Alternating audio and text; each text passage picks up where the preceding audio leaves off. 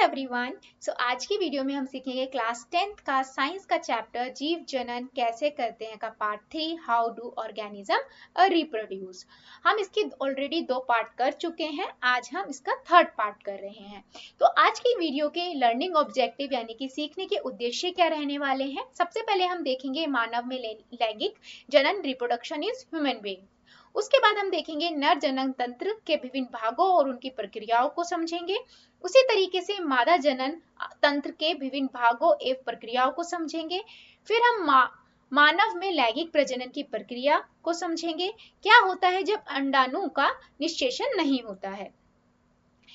फिर जनन स्वास्थ्य यानी कि रिप्रोडक्टिव हेल्थ के बारे में भी थोड़ा पढ़ेंगे। चलिए बच्चे, सबसे पहले हम कुछ मुख्य शब्दों को देख लेते हैं जो इस वीडियो में आगे काम आएंगे। सबसे पहले है हमारे पास यौवनारंभ यानी कि प्यूबर्टी।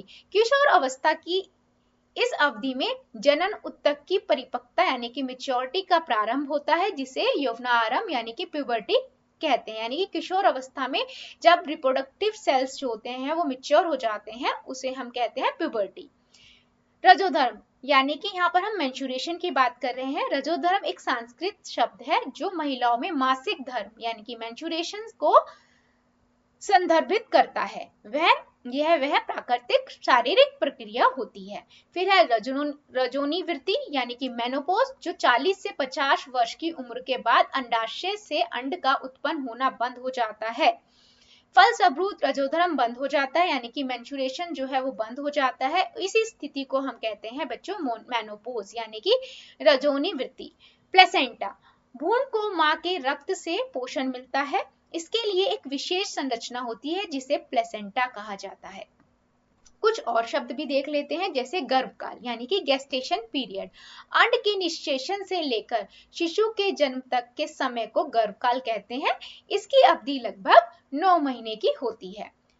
गर्भ निरोधक, गर्भ धारण को रोकने के लिए ऐसे कई उपाय हैं जिनका उपयोग किया जाता है। इन उपयोगों को गर्भ निरोधक उपाय कहा जाता है। HIV एड्स HIV एक वायरस है जो शरीर की प्रतिरक्षा प्रणाली को कमजोर कर देता है यानी कि इम्यून सिस्टम को कमजोर कर देता है, और एड्स इस वायरस के संक्रमण का अंतिम और आखिरी चरण होता है। अंतिम भी और गंभीर भी चरण होता है। बच्चों, रिया और राहुल दोनों ही 10वीं क्लास के 2 छात्र हैं। कुछ दिनों से रिया और राहुल ना कुछ नए चेंजेस अपने अंदर महसूस कर रहे हैं। जैसे रिया को धीरे धीरे ऐसा फील हो रहा है, ऐसा लग रहा है कि उसके स्तनों का साइज जो है वो बढ़ रहा है। उसी तरीके से उसको अपने फेस पर भी कुछ छोटे छोटे कील मुहासे नजर आ रहे हैं। उसी तरीके से राहुल को भी थोड़े थोड़े अपने फेस पर कुछ ऐसे कील मुहासे से नजर आ रहे हैं। साथ ही उसे क्या नजर आ रहा है कि उसके फेस के ऊपर दाढ़ी सी आने लगी है यानी कि थोड़े थोड़े बाल आने लगे हैं। तो दोनों ही कंफ्यूज है, ऐसा क्यों हो रहा है। तो क्या बच्चों आप सोच सकते हो ऐसा क्यों हो रहा होगा, और हो सकता है बहुत सारे बच्चों में, आप लोगों में भी ऐसे चेंजेस हो रहे हो। तो सोचा है कभी ऐसे चेंजेस ये जो हो रहे हैं वो क्यों हो रहे हैं। तो आज हम इन्हीं का आंसर ढूंढेंगे कि ऐसा होता है तो क्यों हो रहा है। ठीक है बच्चे, चलिए तो देखते हैं। देखो बच्चों, हम जैसे जैसे धीरे धीरे हम बड़े होते हैं यानी कि छोटे बच्चे से बड़े होने लगते हैं, तो हमारे शरीर के अंदर बहुत सारे चेंजेस आते हैं। जैसे कुछ चेंजेस आपके 1 से 10वीं क्लास तक या 8वीं क्लास तक आते हैं। जैसे क्या होता है, आपकी धीरे धीरे लंबाई बढ़ने लगती है ना। साथ साथ क्या होते हैं, जो दूध वाले दांत होते हैं वो टूट जाते हैं, दूध के दांतों की जगह नए दांत निकलने लगते हैं। ये चेंजेस आपके कब होते हैं, 5वीं 6वीं 7वीं तक। ये आपके बहुत चेंजेस होते हैं कि एकदम आपकी हाइट बढ़ने लगती है, और साथ ही साथ दूध के दांत जिन्हें हम बोलते हैं, वो जो जन्म के दांत होते हैं वो टूटकर नए नए दांत आने लगते हैं। ये सारे जो चेंजेस हो रहे हैं हमारे बॉडी के अंदर बेटा, इन्हें हम बोलते हैं ग्रोथ चेंजेस, या फिर प्रक्रिया में यहाँ पर क्या हो रहा है, वृद्धि हो रही है। कहाँ पर, शरीर में कुछ चेंजेस हो रहे हैं, शारीरिक वृद्धि हो रही है यहाँ पर। इसी तरीके से कुछ और चेंजेस भी होते हैं, जो चेंजेस अभी आप महसूस कर रहे होंगे। वो चेंजेस आपकी 10वीं से लेकर या 10 साल के बच्चों से लेकर कहाँ तक होते हैं, 17-18 साल की एज तक, जिसे हम कहते हैं किशोर अवस्था। इसमें कौन कौन से चेंजेस होते हैं थोड़ा हम इसे देखते हैं। किशोर अवस्था के प्रारंभिक वर्षों में कुछ ऐसे परिवर्तन होते हैं जिन्हें मात्र शारीरिक वृद्धि नहीं कहा जा सकता। शारीरिक शोष्ठक बदल जाता है, शारीरिक अनुपात बदल जाता है, नए लक्षण आने लगते हैं और संवेदनाओं में भी परिवर्तन आ जाता है। अब ऐसे चेंजेस कौन कौन से होते हैं बच्चे? ऐसे चेंजेस लड़के और लड़की दोनों में ही कुछ चेंजेस ऐसे होते हैं जो अलग अलग होते हैं और कुछ चेंजेस समान होते हैं। तो हम पहले वो चेंजेस देखते हैं जो लड़के और लड़की दोनों में ही समान। आंख व जंघनांग के पास गहरे बालों का उगना, यानी कि अंडर आर्म्स के पास और जंघनांग के पास गहरे बालों का उगना, पैर, हाथ और चेहरे पर भी महीन बालों का आ जाना। उसके साथ साथ कौन से चेंजेस आपको देखने को मिलेंगे? हम अपने और दूसरों के प्रति अधिक सहज हो जाते हैं, है ना। और उसके साथ साथ क्या होगा?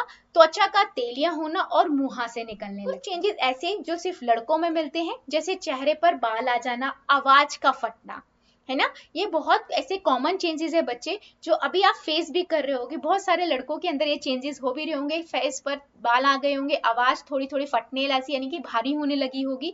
अब कुछ चेंजेस जो लड़कियों में होते हैं वो कौन कौन से हो सकते हैं? देखिए बच्चे, जैसे आप वीडियो में भी देख पा रहे हो, स्तन के आकार में वृद्धि हो जाती है, मेंस्ट्रुएशन यानी कि आपको रजोधर्म स्टार्ट हो जाता है, और क्या होता है, स्तनांग की त्वचा का रंग भी गहरा हो जाता है, यानी कि बच्चे आपकी जो निप्पल्स होती हैं, ब्रेस्ट निप्पल्स होती हैं, उनका कलर भी डार्क होने लगता है। तो ये नॉर्मल जो चेंजेस है बच्चे, ये कौन सी एज में होते हैं? ये 8 से लेकर 15-16 तक की एज में ज्यादा देखने को मिलते हैं। बहुत सारे बच्चों के अंदर ये चेंजेस स्टार्ट हो गए होंगे या बहुत सारे बच्चों में अभी होने बाकी होंगे, क्योंकि बच्चे जो ये परिवर्तन होते हैं, ये परिवर्तन जो है हर बच्चे के अंदर सेम नहीं होते हैं, मतलब हर बच्चे के अंदर सेम एज में नहीं होते हैं। ये हर बच्चे के अकॉर्डिंग जो है इसकी जो ड्यूरेशन होती है और टाइमिंग होती है वो अलग अलग होती है। ये परिवर्तन सभी व्यक्तियों में एक ही समय अथवा निश्चित आयु में नहीं होते हैं। कुछ व्यक्तियों में ये परिवर्तन कम आयु में एवं तीव्रता से होते हैं, जल्दी कम आयु में हो जाएंगे और बहुत तेजी से हो जाएंगे, जबकि कुछ में बहुत धीमी से होंगे और बहुत देरी से होंगे। तो जो एक एज लिमिट होती है वो हम मानते हैं 9 वर्ष से 19 वर्ष के बीच में। तो ये पूरा एक पीरियड होता है जिसमें बहुत सारे बच्चों के अंदर ये जो चेंजेस है वो देखने को मिलते हैं। ये परिवर्तन संकेत देते हैं कि लैंगिक परिपक्वता मैच्योरिटी हो गई है। चलिए बच्चों, अभी तक हमने ये देख लिया कि हम जो ह्यूमन है, हमारी बॉडी में बहुत सारे चेंजेस आते हैं। कुछ चेंजेस होते हैं जो अर्ली एज में आते हैं, कुछ हमारी किशोर अवस्था में आते हैं। अब उस एज को हम क्या कहते हैं? प्यूबर्टी कहते हैं बच्चे। प्यूबर्टी मतलब यौवनारंभ। किशोर अवस्था की इस अवधि में जनन उत्तक का मतलब यहाँ पर क्या है बच्चे? यहाँ पर इसका मतलब है रिप्रोडक्टिव जो सेल होते हैं, टिश्यूज होते हैं, वो मिच्योर होना आरंभ हो जाते हैं, जिसे हम कहते हैं प्यूबर्टी या यौवनारंभ। ठीक है, या हम दूसरी भाषा में ये कह सकते हैं जीवन का वह काल जब नर में शुक्राणु यानी कि रिप्रोडक्टिव सेल की बात हो रही है मेल के अंदर, और तथा मादा में अंड कोशिका, यहाँ भी रिप्रोडक्टिव सेल्स की बात हो रही है बच्चे। रिप्रोडक्टिव सेल्स कहें, अंड कहें, ठीक है, ये इनका मतलब सेम ही है, का निर्माण हो जाता है। किशोर अवस्था की इस अवधि को ही हम क्या कहते हैं? यौवनारंभ यानी कि प्यूबर्टी कहा जाता है।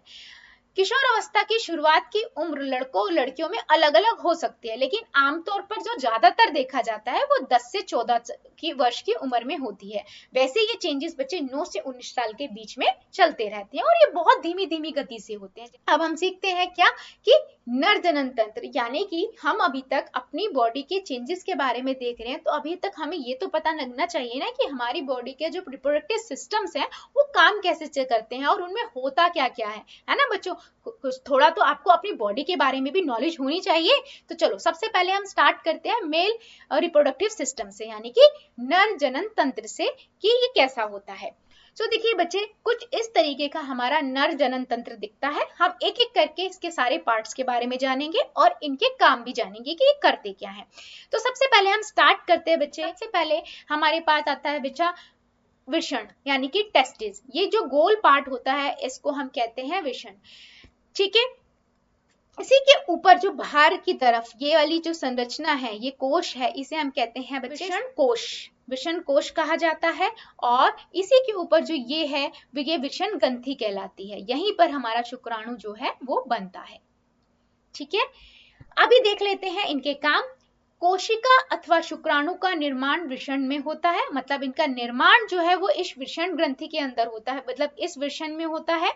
ठीक है, यह उदर गुहा के बाहर, यानी कि उदर गुहा के बाहर मतलब एब्डोमेन के बाहर वृषण कोश में स्थित होती है। जो ये गोल पार्ट है बच्चा, ये वृषण कोश के अंदर स्थित होता है और ये एब्डोमेन से बाहर होता है। और ये बाहर क्यों होता है, इसका कारण यह है कि शुक्राणु उत्पादन के लिए आवश्यक ताप शरीर से के ताप से कम चाहिए होता है। शुक्राणु के बनने के लिए जो टेम्परेचर चाहिए होता है वो बॉडी टेम्परेचर से कम चाहिए होता है, इसीलिए ये जो है वृषण जो है वो बाहर की साइड पे होता है।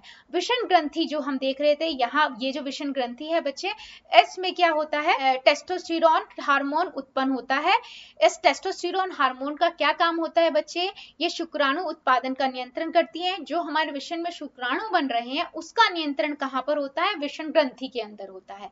और लड़कों में यौवनावस्था का परिवर्तन जो आ रहे हैं उसको भी यही कंट्रोल करता है। मतलब वृषण ग्रंथि के अंदर टेस्टोस्टेरोन हार्मोन बनता है जिससे के कारण शुक्राणु पर नियंत्रण होता है जो वृषण के अंदर बन रहे हैं।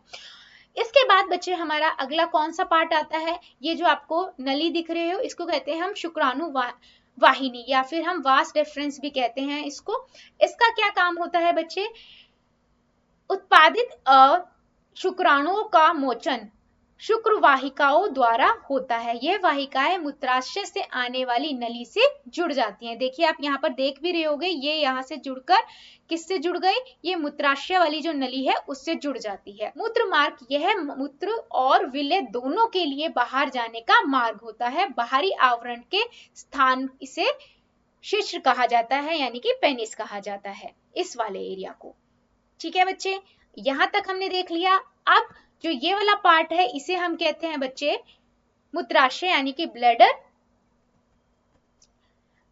कुछ और ग्रंथियां भी होती हैं यहाँ पर, यानी कि संबंधित ग्रंथियां हैं। कौन कौन सी हैं, एक हमारा है प्रोस्टेट ग्रंथि यानी कि प्रोस्टेट ग्लैंड, और दूसरा है शुक्राशय ग्रंथि या ग्लैंड।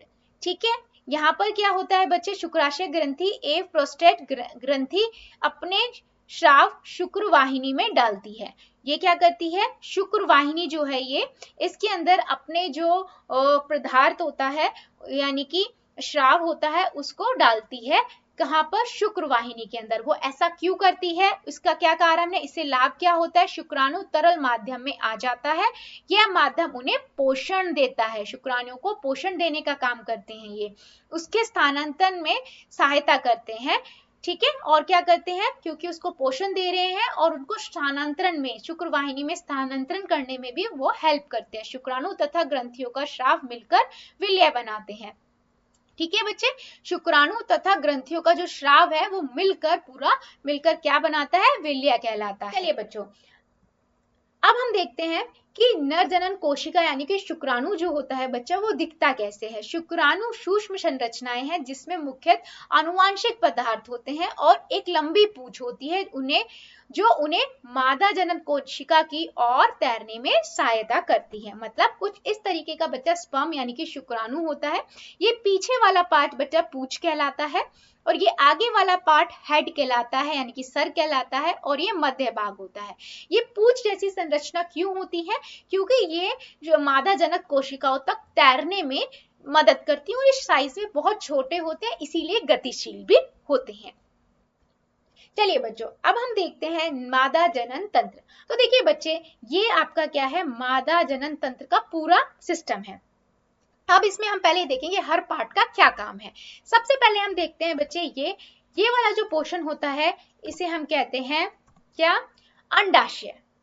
ठीक है, ओवरी कहा जाता है। मतलब फीमेल के अंदर जो ओवरी होती है वो दो होती हैं, एक यहाँ और एक साइड, मतलब एक राइट साइड पे एक लेफ्ट साइड पे, दो ओवरी दो अंडाशय होती हैं। मादा युग्मक अथवा अंड कोशिका का निर्माण अंडाशय के अंदर ही होता है। लड़की के जन्म के समय ही अंडाशय में हजारों अंड होते हैं। मतलब जब कोई लड़की जन्म लेती है तभी उसमें जो है अंडाशय के अंदर अंडे जो होते हैं या जिन्हें हम कह रहे हैं रिप्रोडक्टिव सेल्स जिसे हम बोलते हैं वो पहले से मौजूद होते हैं। बस जब यौवना आरंभ होते हैं, यौवना आरंभ मतलब जब प्यूबर्टी की एज आती है तब ये जो एग होते हैं या अंड होते हैं ये क्या हो जाते हैं, मिच्योर हो जाते हैं, परिपक्व हो जाते हैं। दो में से एक अंडाशय द्वारा हर महीने एक परिपक्व अंड उत्पन्न किया जाता है। अंडाशय एस्ट्रोजन और प्रोजेस्ट्रोन हार्मोन भी रिलीज करता है। इन्हें हम बच्चे रिप्रोडक्टिव हार्मोन भी कहते हैं। ये दो हार्मोन है एस्ट्रोजन और प्रोजेस्ट्रोन, ये दो हार्मोन हमारे इसी ओवरी अंडाशय से निकलते हैं। इसके बाद बच्चे जो जानने वाली चीज क्या है वो है अंडवाहिनी यानी कि फेलोपियन ट्यूब। ये बहुत महत्वपूर्ण ट्यूब है। क्यों? अंडाशय द्वारा उत्पन्न अंड कोशिका को गर्भाशय तक स्थानांतरित करती है। मतलब यहाँ से इसमें जितने भी हमारे ये एग्स हैं ये यहाँ से कहाँ जाते हैं, जब ये मेच्योर हो जाते हैं हर महीने की पहले इससे एक महीने इससे जो एग है रिलीज होगा और इस अंड कोशिका से बाहर निकलेगा। फिर नेक्स्ट मंथ इस वाली अंडवाहिनी से बाहर आएगा। ठीक है, तो ये क्या करता है, ये एग को रिलीज करता है अंडवाहिनी के थ्रू। कहाँ तक आता है, अंडवाहिनी से ये फिर कहाँ पर आएगा, गर्भाशय तक आ जाता है। गर्भाशय कौन सा एरिया है बच्चे, ये वाला एरिया है। ठीक है, गर्भाशय कौन सा, ये जो पूरा एरिया है बच्चा ये कहलाता है गर्भाशय यानी कि यूट्रस। और ये जो एरिया है इसे हम कहते हैं जीवा, और ये जो पूरा एरिया है ये कहलाता है योनि यानी कि वेजाइना। गर्भाशय क्या है बच्चे, यह एक थैलीनुमा संरचना है जहां पर शिशु का विकास होता है। यहाँ पर ही बच्चे किसी छोटे से बच्चे शिशु भ्रूण का विकास होता है। गर्भाशय जीवा द्वारा योनि में खुलता है। जो गर्भाशय है बेटा इसका जो रास्ता बाहर की साइड जाने का होता है वो जीवा द्वारा होता है, योनि से। ठीक है, चलिए अब हम इसको और अच्छे से समझने के लिए सबसे पहले देखते हैं कि प्रजनन की प्रक्रिया होती कैसे है, कि मतलब होता क्या है जब कोई भी एक बच्चा पनपता है गर्भाशय के अंदर, तो कैसे पनपता है, होता क्या है। ठीक है बच्चे, चलिए तो देखो सबसे पहले बच्चे क्या होता है, मैथुन के समय शुक्राणु योनि मार्ग में स्थापित होते हैं। ठीक है, योनि ये वाला एरिया था मादा जनन तंत्र के अंदर। योनि से बच्चे क्या होगा, शुक्राणु जो होते हैं वो मैथुन के द्वारा क्या होते हैं, मार्ग में स्थापित हो जाता है, जहां से ऊपर की ओर यात्रा करके वे अंडवाहिका तक पहुंचते हैं। ठीक है बच्चे, ये क्या करेंगे, यहां से अंडवाहिका तक पहुंचेंगे। ये आपकी क्या थी, अंडवाहिका थी। अच्छे बच्चे, यहाँ पर होता क्या है कि जब योनि के थ्रू बहुत सारे शुक्राणु एंटर करते हैं योनि में, तो बहुत सारे शुक्राणु रास्ते में ही मर जाते हैं और कुछ शुक्राणु बचते हैं। तो अब उन शुक्राणुओं को तो नहीं पता कि कौन सी वाली अंडाशय के अंदर एग जो है वो रिलीज हुआ है, क्योंकि एक एक महीने में अंडाशय रिलीज करता है एग। तो क्या होगा, जो शुक्राणु होंगे स्पर्म होंगे वो दोनों साइड मूव कर जाएंगे। अब क्या होगा, जिस मंथ में जिस भी अंडाशय ने एग को रिलीज किया होगा, अंड को रिलीज किया होगा, मान लीजिए इस महीने इस वाले अंडाशय ने एग रिलीज किया, तो यहाँ इस साइड से जो भी स्पर्म जाएगा वो क्या होगा, अंड के साथ मिल जाएगा। ठीक है, अब होगा क्या, यहाँ से होगी जब वो स्पर्म जो है जनन कोशिका यानी कि एग से मिलेगा, तो यहाँ पर होता है निषेचन यानी कि फर्टिलाइजेशन। शुक्राणु यानी कि क्या हुआ, निषेचित अंडाणु विभाजित होकर कोशिका में गेंद जैसी संरचना बन जाएगी और इसे हम क्या कहते हैं, भ्रूण कहते हैं। फिर भ्रूण क्या होगा, गर्भाशय में स्थापित हो जाएगा। ठीक है बच्चे, यहाँ पर हुआ क्या बच्चे कि भ्रूण लगातार विभाजित होकर वृद्धि करता है और अंगों का विकास करता है। यहाँ पर हमारा निषेचन हुआ यानी कि फर्टिलाइजेशन हुआ, उसके बाद भ्रूण बना, भ्रूण कहाँ मूव कर गया, गर्भाशय के अंदर मूव कर गया। ठीक है, और भ्रूण लगातार विभाजित होगा और विभाजित होकर क्या करेगा बच्चे, नए नए अंगों की विकसित। अब बच्चे आप ये सोच के देखिए, आप थोड़ा सोचिए कि जो गर्भाशय के अंदर भ्रूण है वो कैसे विकसित होगा, उसके अंग जो बन रहे हैं उनको न्यूट्रिशन पोषण कैसे मिलेगा, कुछ तो होना चाहिए ना जिससे उन्हें पोषण मिल रहा है। तो बच्चों भ्रूण को माँ के रक्त से पोषण मिलता है। अब आप सोचोगे मैम उनके खून से, ब्लड से कैसे मिल सकता है, तो बच्चे यहाँ पर एक विशेष संरचना होती है जिसे हम कहते हैं प्लेसेंटा। ठीक है। जो प्लेसेंटा होता है उसका काम ही ये होता है कि वो माँ के द्वारा बच्चों को पोषण दिलवाती है उनके रक्त के थ्रू। ठीक है, अब ये कैसे होता है तो हम देखेंगे, थोड़ा प्लेसेंटा के बारे में भी जानेंगे कि प्लेसेंटा काम कैसे करता है। चलिए बच्चों, अब हम ये देखते हैं कि जो प्लेसेंटा होता है इसका काम क्या होता है और ये दिखता कैसा है। बेटा देखो, गर्भाशय के अंदर भ्रूण होता है, वो हमने देख लिया था। जो ये भ्रूण होता है ये और जो ये भ्रूण है इसके और गर्भाशय के बीच में जो होता है प्लेसेंटा काम करता है। प्लेसेंटा क्या करता है, माँ और बच्चे के बीच में पोषण देने और वेस्ट मटेरियल लेने का काम करता है। ठीक है, ये होता कैसा है, यह एक तस्थरीनामा संरचना है जो गर्भाशय की भित्ति से दसी हुई होती है। ठीक है, इसका बच्चे काम क्या होता है, प्लेसेंटा का जो मुख्य काम है ये माँ से भ्रूण को ग्लूकोज, ऑक्सीजन और अन्य पदार्थों के स्थानांतरण के लिए एक विस्तृत क्षेत्र प्रदान करती है। ठीक है, एक रास्ता, एक क्षेत्र प्रदान करती है ताकि जो माँ के द्वारा ऑक्सीजन है, ग्लूकोज है, अन्य विटामिन मिनरल्स है, वो बच्चे तक पहुंच सके और वो विकसित कर सके, वो इसका विकास होके उसके अंग बन सके, है ना, उसमें डेवलपमेंट हो सके। ये विकासशील भ्रूण द्वारा अपशिष्ट पदार्थ उत्पन्न होते हैं जिनका निपटारा प्लेसेंटा के माध्यम से माँ के रक्त में स्थानांतरण द्वारा ही किया जाता है। अब बच्चे के द्वारा भी कुछ वेस्ट उत्पन्न होता है, जो अपशिष्ट पदार्थ है, वेस्ट उत्पन्न हुआ है, वो भी प्लेसेंटा के द्वारा ही माँ के रक्त में स्थानांतरित कर दिया जाता है और वहीं से उसका निपटारा हो जाता है। तो ये प्लेसेंटा का दो मुख्य काम हम कह सकते हैं कि एक पोषण देना हो गया, बच्चे को पोषण देते हैं जिससे वो विकास होगा, उसके अंग बनेंगे, और दूसरा बच्चे के द्वारा जो अपशिष्ट पदार्थ है वो वापस दिया जाता है माँ के। वो कैसे दिया जाता है, माता के रक्त में स्थानांतरण के द्वारा दे दिया जाता है। इसके बाद बच्चे आता है कि गर्भकाल का क्या होता है। गर्भकाल क्या होता है, जब अंड के निषेचन से लेकर शिशु के जन्म तक के समय को गर्भकाल कहते हैं। इसकी अवधि 9 महीने की होती है। क्या होता है जब अंडाणु का निषेचन नहीं होता है, मतलब जो अंडाशय से अंडाणु, एग निकला, अंड निकला, या फिर रिप्रोडक्टिव सेल भी कह सकते हैं, फीमेल रिप्रोडक्टिव सेल्स भी कह सकते हैं, इन सबका मतलब बेटा एक ही है। ठीक है, एग की बात कर रहे हैं फीमेल के। अगर ये फर्टिलाइज नहीं हुआ, मतलब कि ये जो शुक्राणु है उससे नहीं मिला, ठीक है, मतलब शुक्राणु आया ही नहीं योनि के थ्रू गर्भाशय के अंदर, ठीक है, तब क्या होगा। तो ऐसे सिचुएशन में बच्चे क्या होगा, अब हम वो देखते हैं। देखिए बच्चे, होता क्या है कि हर महीने गर्भाशय खुद को निश्चित अंड प्राप्त करने के लिए तैयार करता है। मतलब जो आपका ये गर्भाशय है उसे तो नहीं पता कि आप फर्टिलाइज हुए हो या नहीं, निषेचित हुआ है या नहीं, आपका जो अंडाणु है वो पर हर महीने अपने आप को तैयार कर लेता है भ्रूण के लिए। ठीक है बच्चे, भ्रूण को रखने के लिए। तो होता क्या है उसमें, ये जो आपकी गर्भाशय है इसके चारों तरफ एक मोटी सी लेयर, स्पॉन्जी सी लेयर बन जाती है, किसकी, ब्लड की, खून की लेयर बन जाती है। देखो यहाँ लिखा भी है, गर्भाशय की भित्ति मांसल एवं स्पॉन्जी हो जाती है, ये भ्रूण के विकास के लिए जरूरी होती है। तो ये गर्भाशय अपना हर महीने कर लेता है। ठीक है, अब हुआ क्या कि मान लीजिए यहाँ से एग तो रिलीज हो गया, लेकिन यहाँ पर निषेचित यानी कि फर्टिलाइजेशन ही नहीं हुआ, स्पर्म शुक्राणु नहीं मिला। तो अब लेकिन गर्भाशय तो अपने आपको रेडी कर रखा है ना, तो अब क्या होगा, तो यदि निषेचन नहीं होता है तो इस भित्ति की आवश्यकता भी नहीं रही। अब भ्रूण जब बना ही नहीं तो इस भित्ति की भी हर महीने आवश्यकता ही नहीं है अब तो फिर क्या होगा बच्चे, अतः ये व्रत धीरे धीरे टूटकर योनि मार्ग के रास्ते से बाहर निकलती है। तो क्या होगा, हर महीने जब ये नहीं, इसमें निषेचन नहीं हुआ तो इसका कुछ काम नहीं था, तो ये जो गर्भाशय की जो भित्ति है ये पूरी टूट कर बाहर निकल आती है योनि के थ्रू।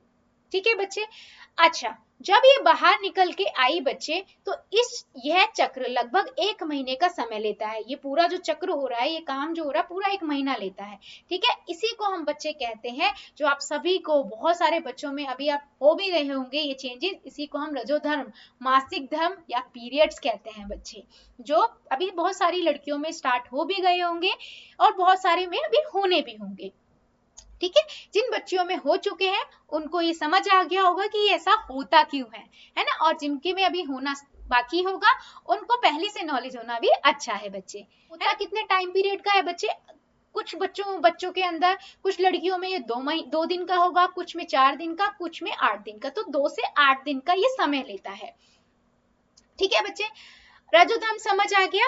अब देखिए बच्चे होता क्या है, 40-50 वर्ष की आयु तक आते आते अंडाशय से अंड का उत्पन्न होना बंद हो जाता है। ठीक है, मतलब अंडाशय जो है वो अंडाणुओं को या अंड को या एग को रिलीज करना बंद कर देती है। तो क्या होगा, ऐसे सिचुएशन में रजोधर्म यानी कि पीरियड्स मेंस्ट्रुएशन भी बंद हो जाता है। इसी अवस्था को हम कहते हैं रजोनिवृत्ति यानी कि मेनोपॉज कहते हैं। ठीक है बच्चे, चलो बच्चों, अभी तक हमने ये देख लिया कि पीरियड्स होने का कारण क्या है, मेंस्ट्रुएशन क्यों होता है, मेंस्ट्रुएशन साइकिल में होता क्या है ना। अब हम ये देखते हैं कि एक्चुअल में मेंस्ट्रुएशन साइकिल के अंदर जो हमारी भित्ति है वो टूटकर कैसे गिरती है। देखिए बच्चों, ये हमारा गर्भाशय है, गर्भाशय के अंदर जो भित्ति थी ये पूरी टूट गई। क्यों? क्योंकि इसमें यहाँ पर फर्टिलाइजेशन नहीं हुआ अंडाणु का, एग्स का, और ये फिर टूट गई। फिर अगले महीने के लिए ये क्या होने लगी, पूरा 1 महीना लगा के फिर से ये तैयार हुई। उस बीच में क्या हुआ, अंडाशय ने अंडे को रिलीज कर दिया, वहां पर पहुंच गया गर्भाशय में, और उसके बाद फिर से वहां पर फर्टिलाइजेशन हुआ नहीं। फर्टिलाइजेशन नहीं होने की वजह से, निषेचन नहीं होने की वजह से जो भित्ति थी वो टूट टूट कर गिर गई और एज ए पीरियड वो बाहर आ गई। चलिए बच्चों, अब हम देखते हैं जनन स्वास्थ्य के बारे में, रिप्रोडक्टिव हेल्थ के बारे में। जनन स्वास्थ्य का अर्थ है जनन में संबंधित सभी आयाम, जैसे वो शारीरिक हो, मानसिक हो, सामाजिक हो या व्यवहारिक रूप से स्वस्थ हो। अब देखते हैं बच्चे रोगों का लैंगिक संचरण, मतलब सेक्सुअली ट्रांसमिटेड डिजीज। कुछ बीमारियां ऐसी होती हैं, रोग ऐसे होते हैं जो इस जनन की प्रक्रिया के द्वारा फैलते हैं। ठीक है, इनमें से 2 बहुत महत्वपूर्ण है। पहली है बैक्टीरियल एसटीडी यानी कि सेक्सुअली ट्रांसमिटेड डिजीजेस, जो बैक्टीरिया से फैलती हैं यानी कि जीवाणु से फैलती हैं। इसमें आती है बेटा गोनेरिया और सिफिलिस, ये बहुत कॉमन है। दूसरी आती है बीजाणु द्वारा यानी कि वायरल एसटीडी, एक मस्सा और एचआईवी एड्स। एचआईवी एड्स जो है बच्चे, इसमें आपका इम्यून सिस्टम वीक होता जाता है। ठीक है, और ये काफी जानलेवा बीमारी है, इसका अभी तक कोई इलाज भी नहीं है। तो बच्चे, इन बीमारियों से बचने के लिए आप क्या किया जा सकता है, कंडोम के उपयोग से इन रोगों का संचरण कुछ सीमा तक रोकना संभव है। ठीक है, आगे बढ़ते हैं बच्चे, और अब हम देखते हैं गर्भरोधक यानी कॉन्ट्रासेप्शन। अब ये क्या है, देखो बच्चों, गर्भधारण को रोकने के लिए ऐसे उपाय हैं जिनका उपयोग किया जाता है।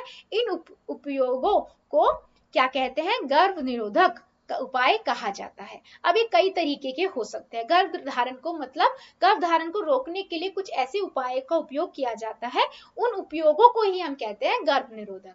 ठीक है, कौन कौन से उपयोग हो सकते हैं, ऐसे हमारे पास बच्चे 4 उपाय हैं जिनका हम उपयोग कर सकते हैं। हम एक एक करके सबको समझेंगे। सबसे पहले है बेटा यांत्रिक अवरोध यानी कि मैकेनिकल बैरियर्स। दूसरा है रासायनिक तकनीक यानी कि केमिकली टेक्नोलॉजीज जो यूज कर सकते हैं। फिर है IUCD इंट्रायूट्राइन कॉन्ट्रासेप्टिव डिवाइस, शल्य क्रिया तकनीक यानी कि सर्जरिकल टेक्निक्स। हम एक एक करके इन सभी के बारे में पढ़ेंगे। सबसे पहले है बच्चे यांत्रिक अवरोध यानी कि मैकेनिकल बैरियर। ये कौन कौन से हो सकते हैं और कैसे काम करते हैं। शुक्राणु को अंड कोशिका यानी कि अंडाणु तक नहीं पहुंचने दिया जाता।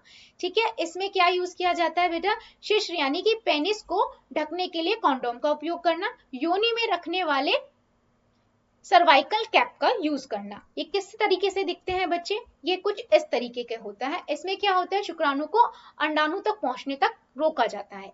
ठीक है, दूसरा आपका यूज होता है रासायनिक तकनीक यानी कि केमिकल टेक्निक में क्या हो गया, जैसे कि आपकी दवाइयां आ जाती हैं।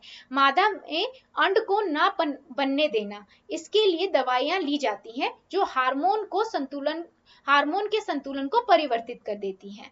मतलब इसमें क्या हुआ, ये बेसिकली मादा द्वारा लिया जाता है। इसमें गोलियां एंड दवाइयां आ जाती हैं। इसमें होता क्या है, जैसे ये पिल्स ली जाती हैं, क्या होता है, हार्मोन्स डिसबैलेंस हो जाते हैं और जो अंडाणु अंड एग जो होता है वो नहीं बनता है। ठीक है, पर बच्चे इस वाली जितनी भी कॉन्ट्रासेप्शंस हम डिस्कस कर रहे हैं, किसी ना किसी के कुछ ना कुछ अलग अलग साइड इफेक्ट है भी। इसके अन्य प्रभाव, विपरीत प्रभाव भी बहुत होते हैं। अगर हम गोलियां लेते हैं ज्यादा तो इसके भी बहुत सारे प्रभाव हमारी बॉडी पर पड़ते हैं। ठीक है, दूसरा है बच्चा IUCD। अब इसमें क्या होता है बच्चे, लूप या कॉपर टी को गर्भाशय में स्थापित किया जाता है जिससे गर्भाधारण नहीं होता। मतलब क्या होता है, एक कॉपर टी नाम की डिवाइस होती है जिसे क्या किया जाता है, इसे गर्भाशय के अंदर कुछ इस तरीके से स्थानांतरित कर दिया जाता है। ठीक है, अगला प्रकार देखते हैं जो है शल्यक्रिया तकनीक। इसमें क्या है बच्चे, ये सर्जिकल तकनीक होती है, इसमें सर्जरी की जाती है, ऑपरेशन किया जाता है। ये मेल और फीमेल, नर और मादा दोनों के अंदर किया जाता है। ठीक है, नसबंदी, पुरुषों में शुक्र वाहिकाओं को रोककर उसमें से शुक्राणुओं के स्थानांतरण को रोका जाता है। महिला नसबंदी होती है, उसमें महिलाओं के अंडवाहिनी को अवरुद्ध करके अंड के स्थानांतरण को रोक दिया जाता है। देखिए बच्चों, होता क्या है, हमने देखा था ये हमारी क्या थी, ये शुक्र वाहिनी थी। हमने अभी जब नर जनन तंत्र देखा था, हमने शुक्र वाहिनी देखी थी, है ना, उस जिसमें से हमारे शुक्राणु एक स्थान से मूव करते हुए कहां तक जाते, मूत्र मार्ग तक जाते हैं। तो वहां पर क्या करते हैं, ऑपरेशन करके वहां से उसको कट कर दिया जाता है, जिससे वहां पर शुक्राणु मूव ही ना कर पाए। यही तरीका हमारे किसमें, मादा में किया जाता है। यानी यहाँ पर किया जाता है, क्या होता है, यहाँ पर हमारे अंडवाहिनी होती है, अंडवाहिनी के अंदर ऑपरेशन करके कट कर दिया जाता है, जिससे वहां से अंडाणु जो है वो मूव ही ना कर पाए, एग जो है वो वहां से मूव ही ना कर पाए। तो ये 4 तरीके हमने किसके सीखे, 4 गर्भरोधक के। अच्छी क्लास में हमने क्या क्या देखा है, हमने सीखा यौवना आरंभ के दौरान शरीर में कई शारीरिक और हार्मोनिकल परिवर्तन होते हैं जो लैंगिक परिपक्वता यानी कि मैच्योरिटी को दर्शाते हैं। मानव पुरुष के प्रजनन तंत्र में वृषण, शुक्रवाहिनी, शुक्राशय, प्रोस्टेट ग्रंथि, मूत्र मार्ग और शिश्न शामिल होते हैं। वृषण अंडकोश शुक्राणु उत्पन्न करता है। मानव के मादा प्रजनन तंत्र में अंडाशय, अंडवाहिनी यानी कि फैलोपियन ट्यूब, गर्भाशय और योनि शामिल होते हैं। मानव में लैंगिक प्रजनन प्रक्रिया के दौरान पुरुष के शुक्राणु का स्त्री की योनि में स्थानांतरण होता है, जिसे सहवास के समय शीर के माध्यम से किया जाता है। गर्भ निरोधी युक्तियां अपनाकर गर्भधारण को प्रभावी रूप से रोका जा सकता है। इसमें कुछ सामान्य युक्तियां कौन कौन सी हैं हमारी, कॉन्डोम, नर्व निरोधी गोलियां और copper T. So I hope बच्चों जितना भी आज की क्लास में हमने पढ़ा है वो आपको समझ आया होगा। Thank you.